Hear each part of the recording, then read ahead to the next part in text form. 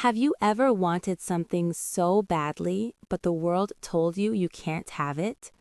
This is the story of a young prince, a forgotten princess, and a queen whose heart was locked by fear. A long time ago, in the kingdom of Veralda, there lived a queen named Mara. She had a beautiful daughter named Elira. Elira was kind, gentle, and full of light, but Queen Mara was not happy. She once loved a brave king, but he left her and never came back. From that day, Queen Mara believed love is dangerous. It always ends in pain. So she locked her heart, and she locked her daughter too, high in a tower. Every prince who wanted to marry Elira had to pass 3 tests. If he failed, he disappeared forever. In a small kingdom far away lived Prince Elias.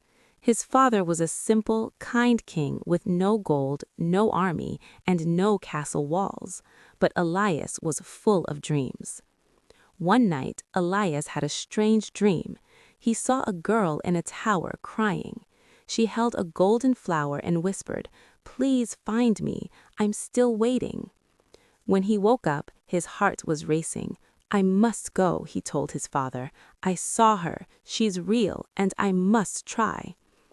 "No," cried the old king, "Queen Mara is dangerous. Many princes went, none came back." "But I can't sleep, I can't eat," said Elias. So the king hugged him tightly and said, "Then go, but don't go alone. Find help on your way." Elias began his journey. He had no servants, only courage. One day, he saw a mountain, but the mountain started to snore. It was a man, very fat, lying on his back. "What are you doing here?" Elias asked. "I ate breakfast, 10 chickens and 100 cakes. Now I want lunch," said the man. "Come with me," said Elias. "You can eat more and help me too." "Bring me food," said the man, "and I'll do anything." Elias gave him a sandwich. The man smiled and said, "Call me Grub." A little later, Elias saw a man with his ear on the ground. "What are you doing?" asked Elias. "I'm listening to the world," he said. "A baby bird was just born in another country." "Can you hear the princess?" Elias asked. "She's crying in a tower. Her song is sad."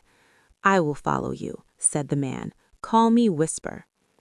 Then Elias saw 2 trees with no arms. They belonged to a man with the longest arms in the world. "Can you help me reach something far?" Elias asked. "I can reach anything," said the man. "Call me Stretch." Next, Elias met a man with one hand over his eye.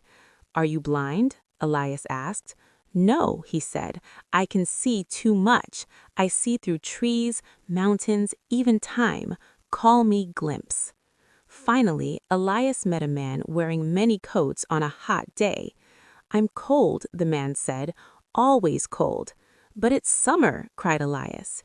"If I take off my coat," said the man, "snow will fall, the world will freeze." "Can you help me when fire comes?" asked Elias. "Yes," said the man. "Call me Frost." Now Elias had 5 strange but loyal friends. Elias reached the queen's castle and said, "Queen Mara, I wish to marry Princess Elira." The queen smiled, but her eyes were cold. "Then bring me my blue jewel from the river," she said, "before sunset." Elias ran to his friends. "Where is it?" he asked. Glimpse looked. "There, deep under the water, but it is far." Stretch reached in, but he couldn't grab it. Grub laughed, opened his mouth, and he drank the whole river. Now the jewel lay in the dry riverbed. Stretch picked it up and gave it to Elias. The queen's hand shook. "Impossible," she whispered. The next morning, the queen said, "Eat 40 roasted birds before noon. If I find 1 feather left, you die." "Can I invite 1 friend?" asked Elias. "Only 1?" said the queen. He brought Grub. By noon, not only were all 40 birds gone, so was the queen's kitchen, garden, and fruit trees. "Still hungry," said Grub, licking his fingers. The queen turned pale. "This one is dangerous," she whispered to herself.